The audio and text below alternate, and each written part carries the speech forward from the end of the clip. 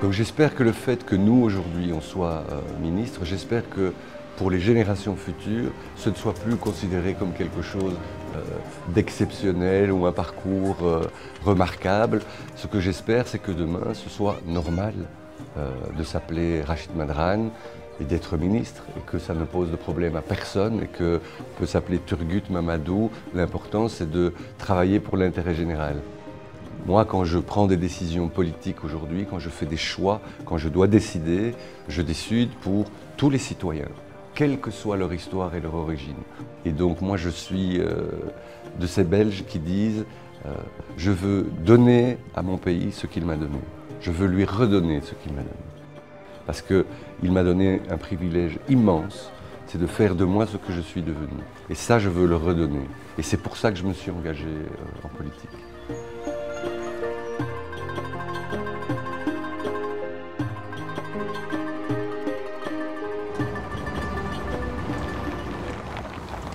Je m'appelle Rachid Madrane, je suis né au mois d'avril 1968.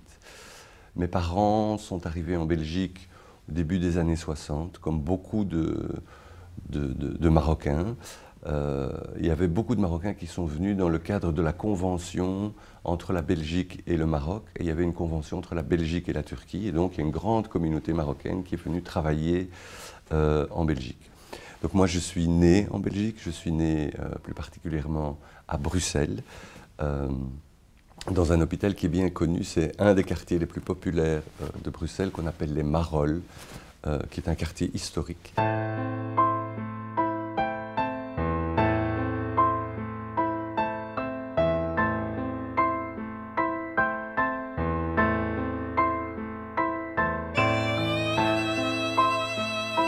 J'ai fait l'université libre de Bruxelles, qui est une université plutôt laïque.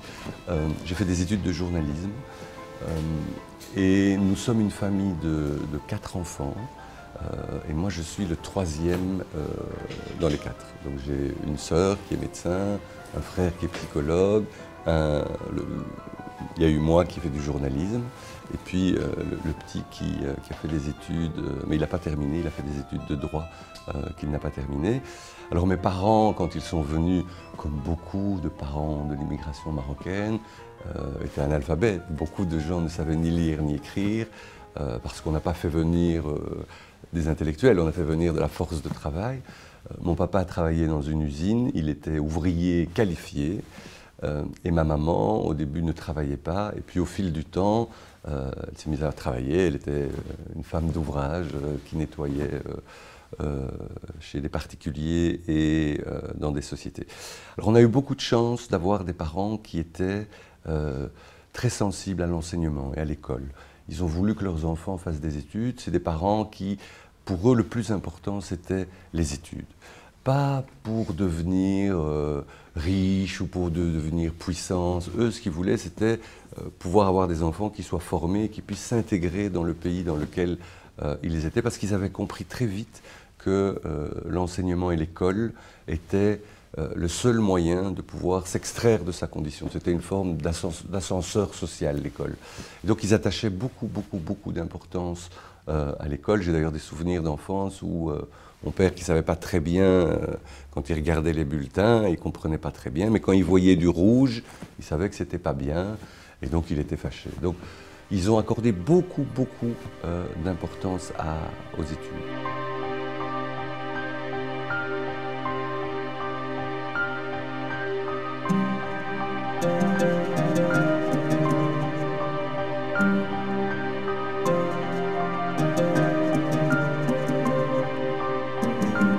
Et il était prêt à se sacrifier. J'ai des souvenirs où c'était difficile à la maison. On n'avait qu'un seul revenu. C'était difficile de se loger à cette époque aussi. C'était une époque où, quand on voulait louer un appartement, c'était compliqué pour les immigrés, pour les gens issus de l'immigration. J'ai encore des souvenirs, mais il y a très longtemps de ça, ça n'existe plus aujourd'hui, mais il y a très longtemps, il y avait des affiches, on disait « appartement à louer ». interdit aux animaux et aux étrangers.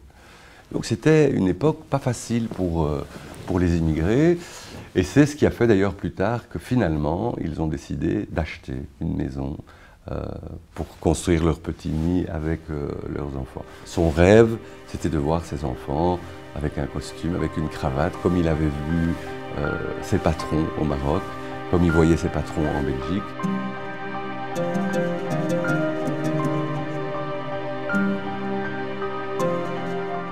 Donc après mes études universitaires, quand j'ai été diplômé, j'ai fait mon service militaire. Je voulais faire mon service militaire parce que je considérais que c'était important, puisqu'on avait fait des études et puisque à l'époque on disait même droit, même devoir. Les mêmes devoirs, ça veut dire qu'il faut faire son service militaire. J'ai fait mon service militaire pendant 1 an et puis après je suis rentré sur le marché du travail. Ça n'a pas été facile. Malgré le diplôme, malgré le fait qu'on maîtrisait parfaitement la langue, il faut bien reconnaître que l'intégration sur le marché du travail pour les gens issus des minorités arabo-musulmanes était difficile. Il y avait évidemment de la discrimination, c'était pas facile, et donc je suis rentré dans des médias, mais je suis rentré par des petits contrats, de petits stages, des petites piges, j'écrivais, on me payait, je faisais un peu de radio. Donc c'était compliqué. Ça n'a pas été une période facile, mais en même temps, je savais que ça allait être compliqué. Et je savais que je devais peut-être me battre 2 fois plus parce que j'étais d'origine arabe et que rien ne me serait facile, ça je l'avais très bien compris. Mais en même temps, je dois reconnaître aussi que la Belgique est un pays qui a donné beaucoup de possibilités aux enfants de l'immigration, beaucoup. Malgré le racisme, malgré les difficultés, moi je dois tout à ce pays. C'est ce pays qui m'a éduqué, c'est ce pays qui m'a soigné quand j'ai été malade, c'est ce pays qui m'a élevé, et aujourd'hui j'ai envie de lui rendre tout ce qu'il m'a donné. Mais je dois bien constater que déjà à l'époque, la Belgique est un pays où quand on est issu de minorités, notamment arabo-musulmanes, pour certains, on n'est pas totalement des Belges comme les autres. On est des Belges un petit peu à part. Et nous, notre combat, c'était, nous sommes des Belges à part entière. Et c'est pour ça que j'ai fait de la politique, parce que j'ai compris que c'était difficile et qu'il fallait qu'on s'engage politiquement pour changer les choses, pour porter la voix de nos parents, parce que je savais d'où je venais.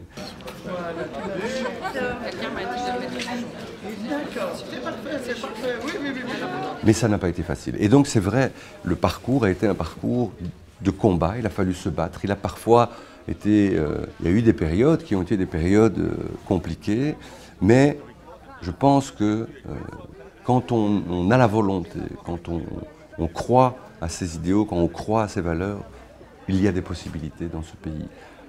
Mais mon engagement politique vient de là, de ce constat qu'il y a du racisme et que ce racisme est très difficile pour les familles et surtout pour les enfants qui sont nés ici. Parce qu'un enfant qui naît, il n'a pas choisi de naître ici, il naît et il dit voilà, moi je suis né en Belgique, je me considère comme belge, mais à partir du moment où le regard qu'on porte sur moi est un regard d'étranger, à ce moment-là, je le vis très difficilement. Donc mon engagement politique, c'est d'abord un engagement pour l'antiracisme et contre les discriminations. Merci Monsieur le Président, chers collègues, Madame la Ministre.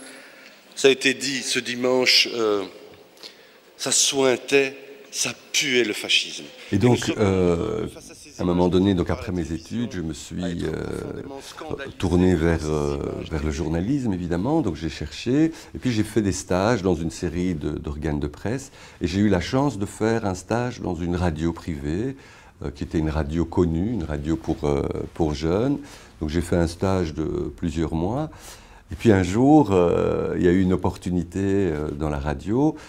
Et il fallait remplacer quelqu'un qui faisait les petits matins, très très tôt, faire les journaux à partir de 6 h du matin. Et comme la personne était partie, ils ont demandé au stagiaire que j'étais si ça m'intéressait de faire ça tôt le matin. J'ai accepté. Et donc pendant un long moment, je me levais tous les jours à 3h30, 4h du matin, je parcourais la presse, tout ce que je pouvais magasiner, et à 6h, j'étais sur antenne et je faisais les billets d'information. C'était très, très fatigant, mais ça a été une très belle expérience.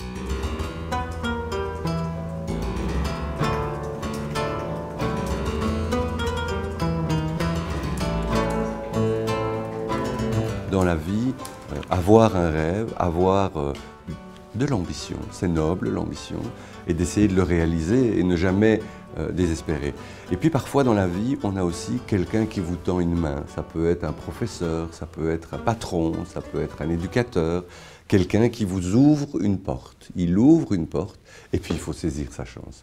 Et je pense que aujourd'hui, tous les gens qui ont une responsabilité doivent être ces personnes qui ouvrent les portes pour que d'autres aient la chance, à un moment donné, d'eux aussi s'engager, de tendre la main.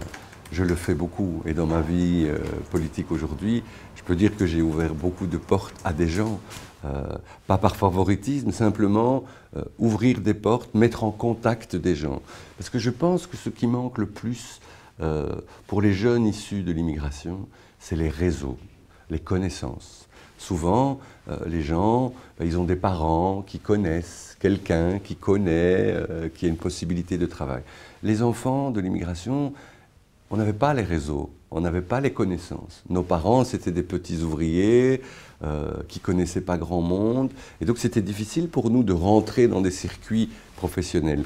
Et voilà, aujourd'hui, je me rends compte que là où on est, parce que dans la communauté aujourd'hui, arabo-musulmane et particulièrement marocaine que je connais bien, belge d'origine marocaine, vous avez des médecins, vous avez des avocats, vous avez des journalistes, vous avez des grands commerçants. Toutes les professions aujourd'hui, il y a des gens de la communauté. Donc en 50 ans, la communauté belgo-marocaine de Belgique a réalisé des choses exceptionnelles.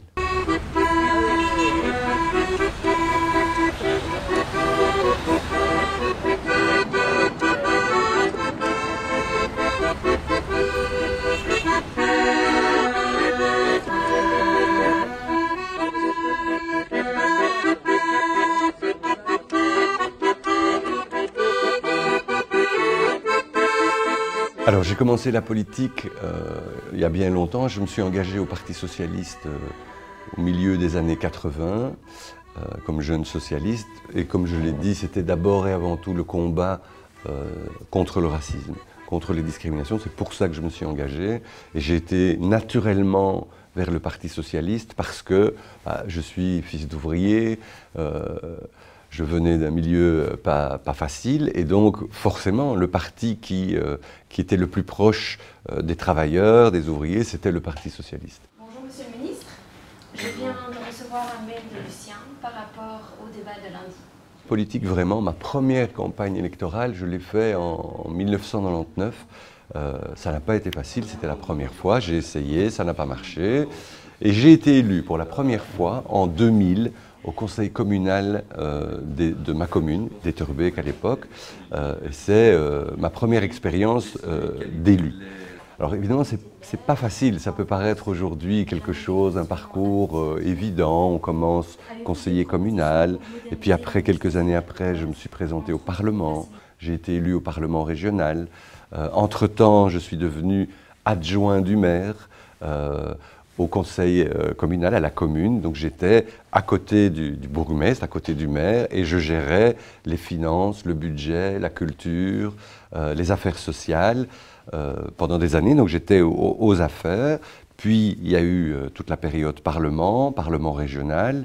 Et puis il y a eu la période Parlement fédéral, le Parlement national, où j'ai beaucoup travaillé sur toutes les questions liées aussi à la lutte contre les discriminations. J'ai fait voter une loi qui porte mon nom d'ailleurs, qui s'appelle l'ordonnance Madrin, qui est un texte de loi qui vise à favoriser l'emploi des jeunes issus des quartiers où il y a des grands taux de chômage.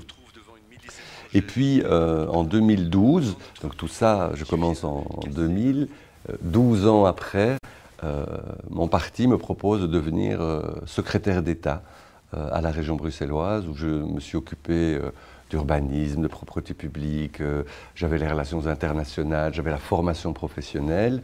Et puis en 2013, 2014, il y a eu des élections. Et puis là, on m'a proposé de venir ici comme ministre. J'ai aussi envie de vous dire que Kuregem soit l'un des premiers quartiers qui a pu bénéficier, qui a pu disposer d'un service de ce type, c'est évidemment pas étonnant.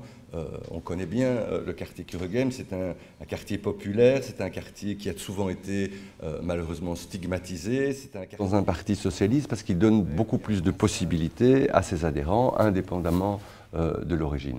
Mais c'est vrai que tous les électeurs, tous les concitoyens ne voient pas d'un bon œil, évidemment, l'arrivée de gens issus de l'immigration. Parfois, je reçois des courriers qui ne sont pas très gentils, des mails qui ne sont pas très gentils, parce que certains ont encore du mal à comprendre que des enfants qui sont nés ici, qui ont grandi ici, qui ont des enfants ici, qui ont des enfants qui ont des enfants. Donc on est dans la 3e, 4e, 5e génération. Pour certains, ce n'est pas encore normal que des gens issus de l'immigration arabo-musulmane occupent des fonctions importantes.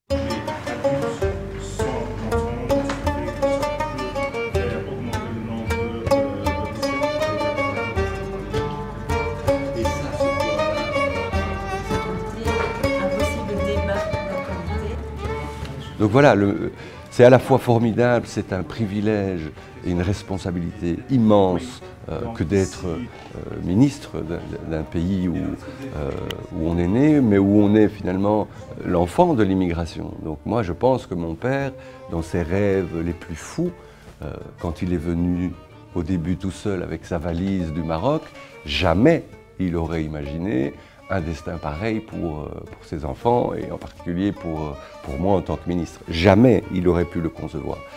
Et ce qui m'a beaucoup frappé quand je suis devenu ministre, c'est que j'ai reçu énormément de messages de gens de la communauté. Et le mot qui revenait le plus, c'était fierté. Parce qu'ils étaient fiers à travers moi, à travers mon parcours, à travers le parcours d'autres. Quelque part, c'était une forme de reconnaissance de toute cette immigration qui a tant donné et tant sacrifié ici dans ce pays. Et donc, voilà, aujourd'hui, je sens sur mes épaules à la fois, comme je le dis, une fierté, parce que c'est une fierté de pouvoir représenter un pays comme la Belgique, et en même temps une responsabilité immense. Je ne peux pas je peux pas faire d'erreur, je ne peux pas me tromper. Je dois peut-être travailler 2 fois plus pour convaincre qu'on est légitime. Et en faisant ce que je fais, je sais que je suis en train aussi de préparer les générations futures. Parce que ce qui aujourd'hui est exceptionnel, et je suis heureux d'avoir une chaîne de télévision arabe qui s'intéresse à quelqu'un issu du monde arabe, pour moi c'est aussi un grand honneur, mais c'est aussi de faire en sorte que peut-être que dans les années qui viennent, ce ne sera plus exceptionnel, ce sera normal.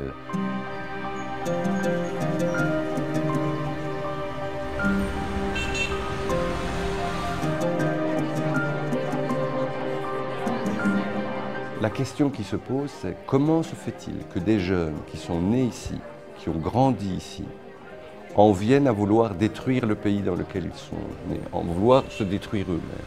Ce sont des jeunes qui n'arrivent pas à donner un sens à leur vie, donc ils essayent de donner du sens à leur mort. Mais en même temps, ce que je vois, c'est que ce sont des jeunes qui ont vécu un double déracinement. À la fois le déracinement du pays, ils sont des enfants de parents issus du Maroc qui ont vécu l'exil. Mais ils se sont très vite retrouvés confrontés aussi avec un autre islam. C'est-à-dire que l'islam qu'ils découvraient ici n'était plus l'islam de leurs parents. Et donc souvent d'ailleurs, ils rentraient en confrontation. À côté de ça, c'est aussi une communauté, j'en ai parlé, qui a vécu le racisme, qui a vécu la discrimination, qui n'est pas considérée comme population à part entière, qui est une minorité qui a beaucoup de difficultés. Les taux de chômage aujourd'hui dans les enfants de l'immigration est très très élevé, fait qu'à un moment donné, certains jeunes sont partis dans un autre projet parce que quelque part, ils devenaient presque schizophrènes culturellement. Et puis ils ont été embrigadés, Facebook, etc., les intégristes, et on a eu, au fur et à mesure du temps, de plus en plus de jeunes, parfois des jeunes qui ne parlent pas l'arabe, qui ne comprennent pas grand-chose à l'islam, qui sont partis combattre au nom de l'islam. Et donc on a dû faire face en Belgique, mais pas seulement en Belgique, à toute une génération de jeunes qui ne se reconnaissaient plus dans ce pays. C'est pour ça qu'on a pris beaucoup de mesures, et on les prend le plus tôt possible, dès l'enfance, pour travailler sur tous les axes. On doit travailler, évidemment, on doit d'abord protéger nos concitoyens, on doit punir ceux qui ont commis des choses, ça c'est évident, mais en même temps, il faut aujourd'hui travailler dès le plus jeune âge et faire de la prévention avec les jeunes pour que ces jeunes puissent se construire un projet de vie autre que basé sur la frustration.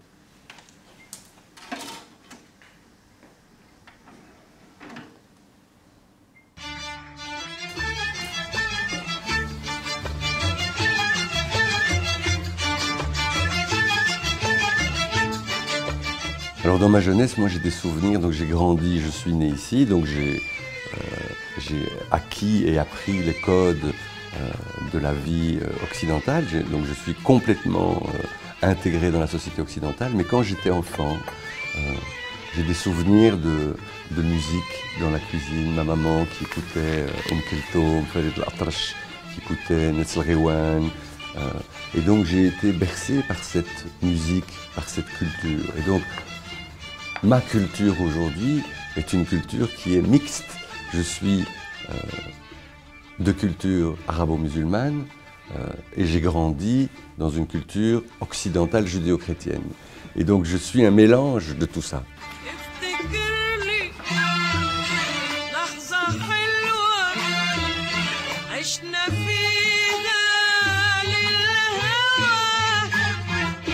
Alors je suis évidemment très attaché au Maroc. Vraiment, je suis très attaché à ce pays. Je retourne régulièrement avec ma fille, ma femme. Et sincèrement, chaque fois que j'y retourne, j'ai le sentiment de retourner dans mes racines, dans les racines de mes aïeux.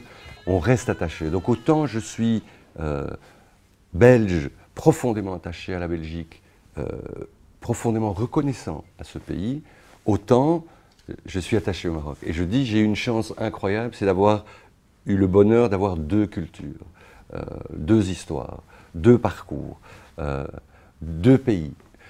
Et souvent, je dis, pour marcher, il faut deux jambes.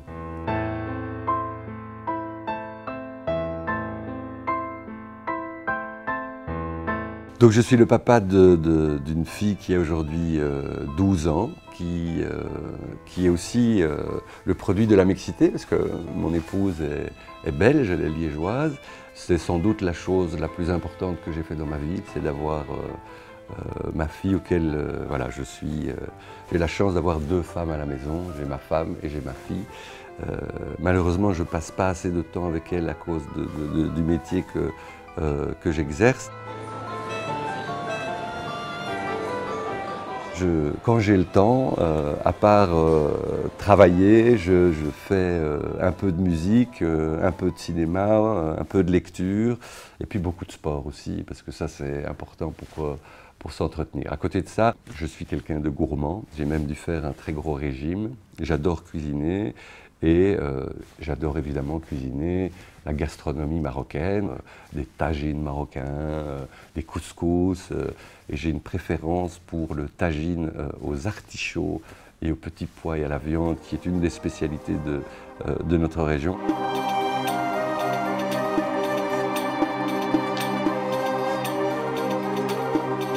Ben moi, si je devais délivrer un message à la jeunesse arabe, c'est d'abord d'être fier d'être arabe. Le monde arabe et arabo-musulman de manière générale, a une longue histoire, a une longue tradition. Et je pense que le monde arabe a un grand avenir devant lui. Mais il doit croire dans ses possibilités. Il doit, à un moment donné, compter sur ses propres forces. Être capable aussi, et malheureusement ce n'est pas le cas, de pouvoir se regrouper. Le monde arabe, c'est... Si tous les pays arabes pouvaient se regrouper pour constituer une force politique et construire un projet d'avenir pour sa population, ben ce serait à l'image de ce qu'a fait l'Europe. Ça apporterait d'abord la paix, plus important, la paix dans le monde arabe. Et puis après, construire un monde économique où on pourrait circuler dans tous les pays arabes. Et les populations arabes sont des populations de grande qualité, de grande intelligence.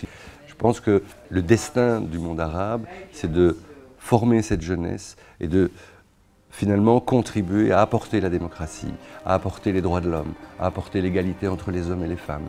C'est ça l'objectif qu'on doit atteindre.